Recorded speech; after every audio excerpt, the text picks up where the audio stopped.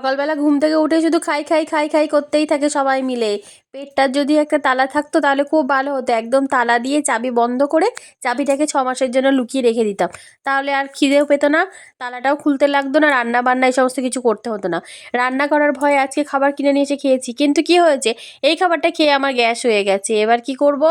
এবার খাও গ্যাসের ওষুধ আর যাও পটিতে। কি একটা বড় সমস্যা! এখানে মেয়েকে বলছি তুই কিছু জানিস না, ও বলছে তুমি কিছু জানো না। বাইরের খাবার রোজ রোজ খাওয়া ভালো বলো? কিন্তু ইয়াম্মি হয়েছে, ভালো হয়েছে খাবারটা। কি খাচ্ছিলাম সেটা কমেন্ট করে বলো তো। খাবারে কি আছে? তোমরাও কি খাবে আমার সাথে? ঝটপট চলে এসো। কিন্তু আর এসে লাভ নেই, খাওয়া হয়ে গেছে সকালবেলা, এখন সন্ধ্যাবেলা। শরীর খারাপ তাই ভিডিও দিতে পারিনি, এখন গলার জোর বেড়ে গেছে তাই তোমাদের সাথে শেয়ার করলাম। ভালো লাগলে লাইক কমেন্ট করো, না হলে করতে হবে না। দেখেছো তো, খাবারটা কিন্তু দারুণ, আমার মেয়েও খাচ্ছে।